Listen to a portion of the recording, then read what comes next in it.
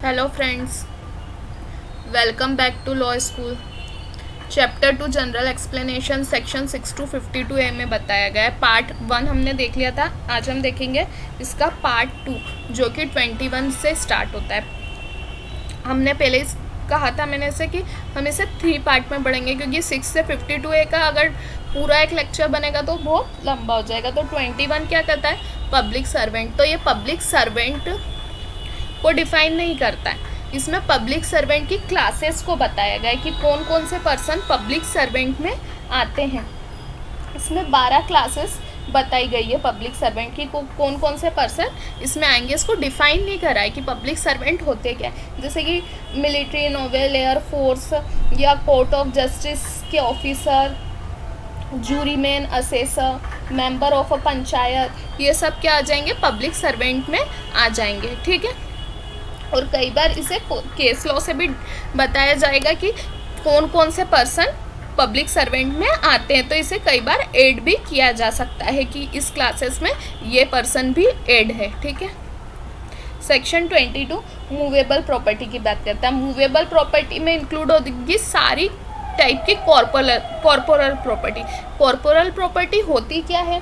Corporal property वो होती है जो प्रिसीव किए जा सकती है सेंसस के थ्रू, वो हो जाती है कॉर्पोरल प्रॉपर्टी।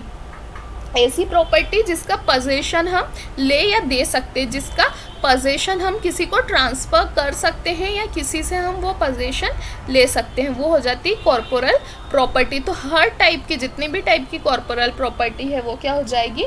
मूवेबल प्रॉपर्टी की हो जाएगी। Except land and things attach to the earth. ऐसी लैंड या कोई थिंग्स जो अटैच टू द अर्थ हो वो, और परमानेंटली अटैच टू दी अर्थ, और ऐसी कोई चीज़ जो परमानेंटली अटैच्ड है अर्थ से, वो मूवेबल प्रॉपर्टी में इंक्लूड नहीं होगी।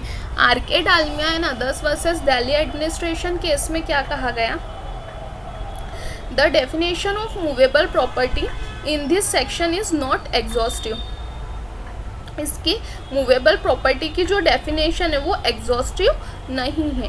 ठीक है, कि जो सिर्फ इसमें बताया है वहीं तक सीमित नहीं है, ये सेक्शन 22 बताता है। और R K Dalmia versus Delhi administration में यही कहा गया कि इसकी डेफिनेशन मूवेबल प्रॉपर्टी की जो दी है वो एग्जॉस्टिव नहीं है। नेक्स्ट कौन सी आ जाती है? रॉन्गफुल गेन और रॉन्गफुल लॉस, और gaining wrongfully and losing wrongfully. Wrongful gain या रॉन्गफुल लॉस क्या होता है? Gain by unlawful means of a property, और wrongful loss, loss by unlawful means of a property. जो अनलॉफुल मीन्स से प्राप्त हुआ है ऐसा गेन, जो अनलॉफुल मीन्स से प्राप्त हुआ है, और ऐसा गेन जो जिस गेन के लिए वो पर्सन लीगली इंटाइटल नहीं था, वह क्या हो जाएगा? Wrongful gain.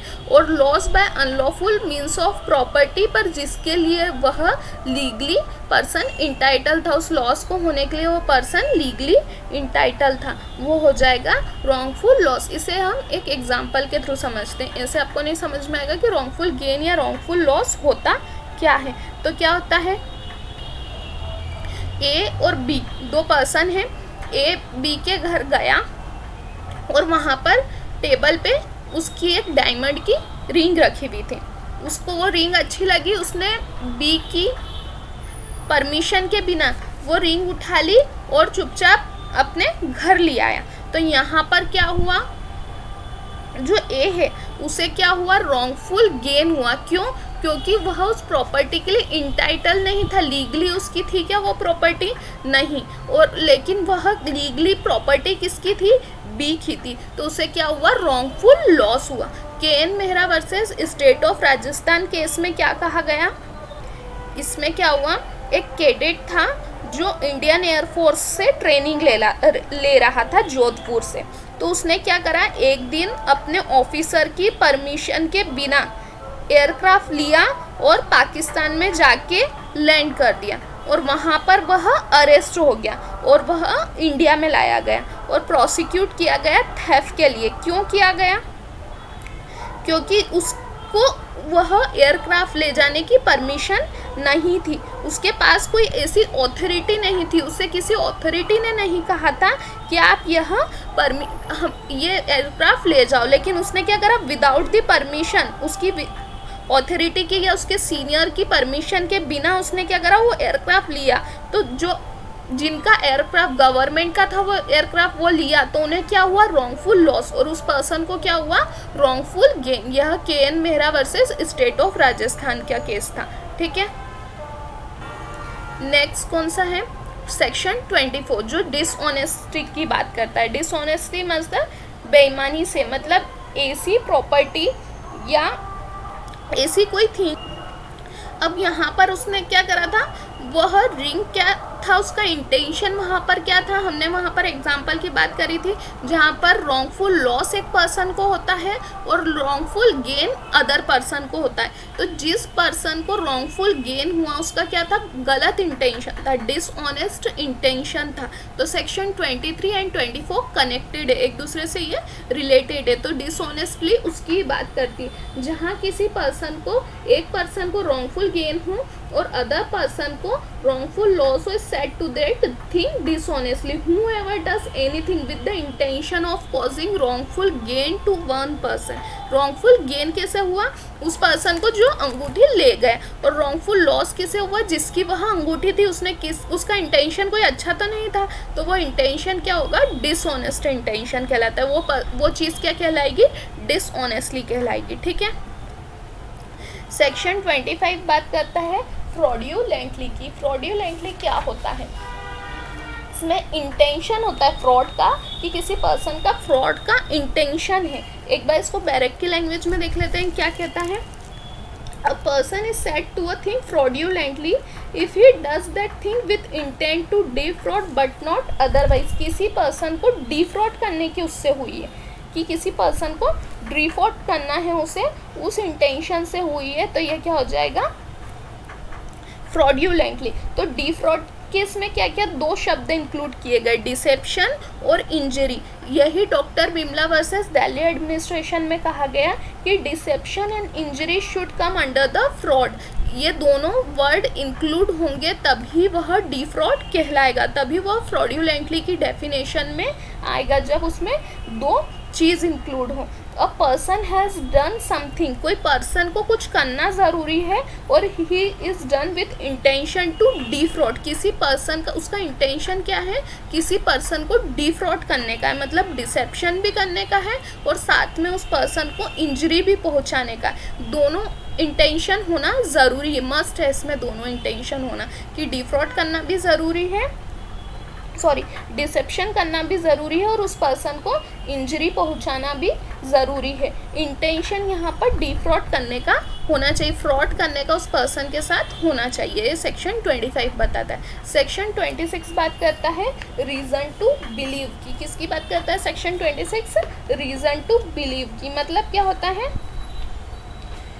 ये अगर किसी पर्सन पर आपको डाउट है, जैसे कि आपको किसी पर्सन है उस पर डाउट है, तो आप उसके अगेंस्ट जाके कोई एलिगेशन नहीं लगा सकते। आपके डाउट के हिसाब से आप किसी पर्सन पे कोई एलिगेशंस नहीं फ्रेम कर सकते कि नहीं यार इस पर्सन पे मेरे को डाउट है तो ये चोर होगा। नहीं, आपके इंटेंशन पर लॉ नहीं चलता, या आपके सोचने पर, आपके डाउट पर कोई एफआईआर नहीं लिखी जा सकती जब तक वहाँ पर रीज़न टू बिलीव, कोई रीज़न नहीं हो बिलीव करने का या कोई सफिशिएंट कॉज नहीं हो, तब तक कोई भी एलिगेशन आप उस पर्सन पर लगाएंगे वह मान्य नहीं रहेगा, उसे लीगली नहीं माना जाएगा, उसे वैलिड नहीं माना जाएगा। आप जैसे कि किसी पर्सन, अरे इसने करी होगी चोरी, तो आपके डाउट पर तो नहीं चल सकता ना, आपके पास कुछ रीज़न होना चाहिए ये बिलीव करने का कि उस पर्सन ने चोरी की है। जैसे कि यहाँ पर भी हम एग्जांपल के थ्रू समझते हैं कि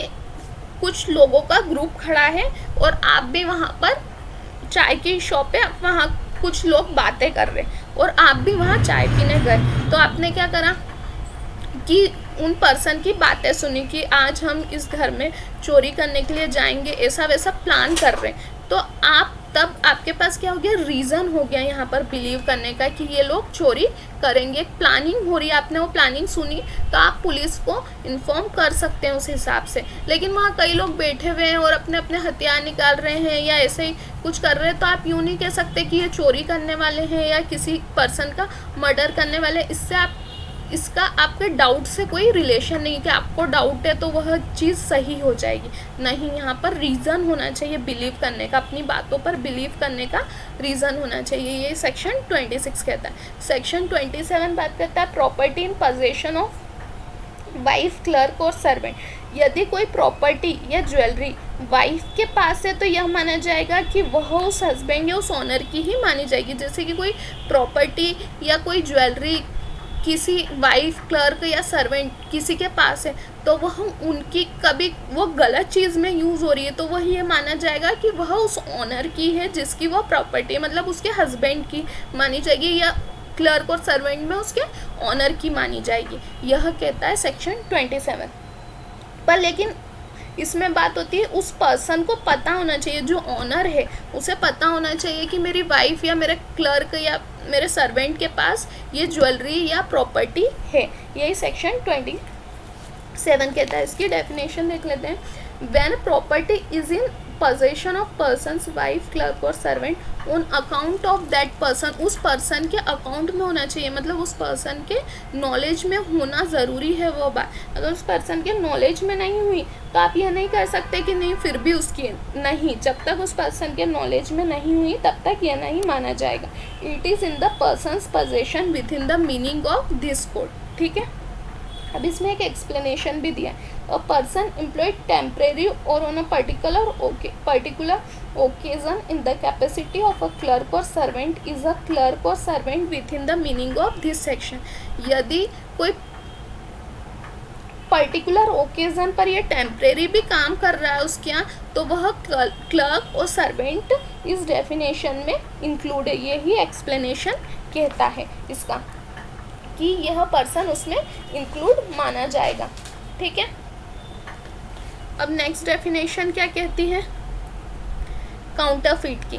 काउंटरफीट मतलब किसी चीज़ को कोई व्यक्ति मतलब एक चीज़ को दूसरी चीज़ के रिसेंबल वैसे ही बना देता है इस इंटेंशन से कि दूसरे पर्सन को लॉस हो, मतलब one thing to resemble another thing, exactly वैसे ही बना देता है। जैसे कि काउंटरफिटिंग कॉइन की, तो एक ऐसा नकली नोट बना देना जो असली के बराबर दिखता है, तो रिसेंबल करना, उसको वैसा की वैसा बना देना जैसा वह है।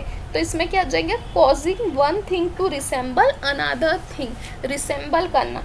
Intending by means of such resemblance to practise deception, इसका मीन क्या होना चाहिए, इंटेंशन क्या होना चाहिए कि अदर पर्सन को डिसेप्शन कारित करना, और knowing it to be likely that deception will be thereby practice.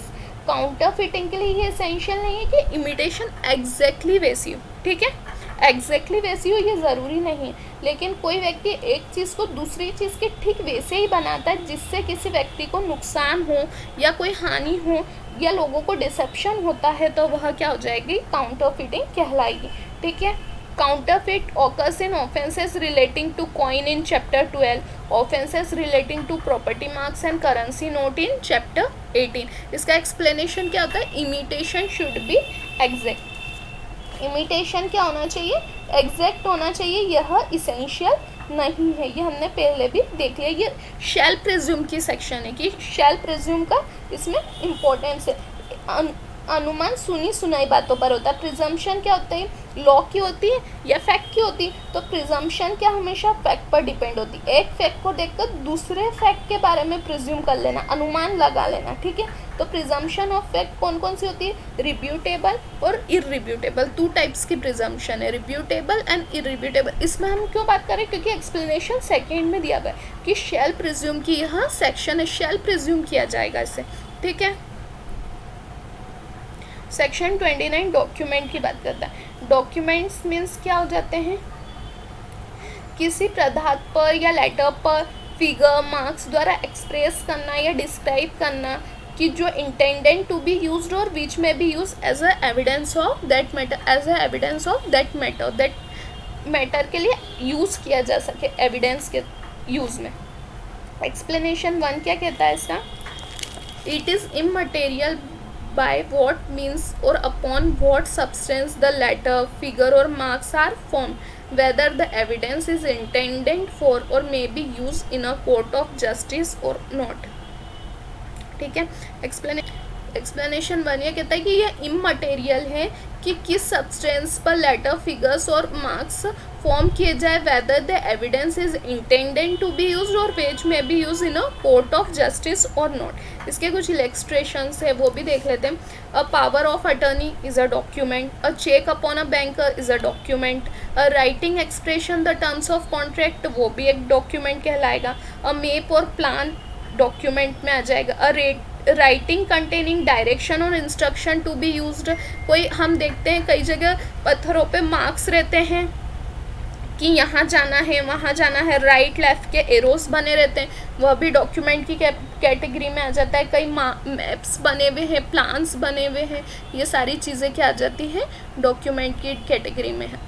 Section 30 बात करता है वैल्यूएबल सिक्योरिटी की। Every document is not valuable security but every valuable security is a document. इसका मतलब हर डॉक्यूमेंट वैल्यूएबल सिक्योरिटी नहीं है, लेकिन सारी वैल्यूएबल सिक्योरिटी डॉक्यूमेंट की कैटेगरी में आएगी।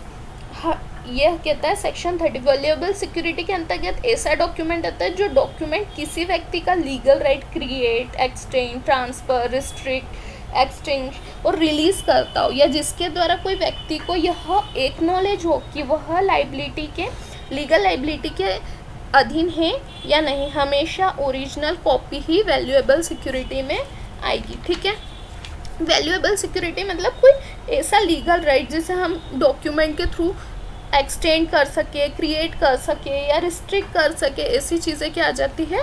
वैल्यूएबल सिक्योरिटी कहलाती हैं। ये आज पार्ट 2 में 21 to 30 की हमने डेफिनेशन सारी देख ली थी। अब लास्ट जो डेफिनेशंस बची वो हमारे लास्ट पार्ट में देखेंगे। Thank you, like share and subscribe my channel.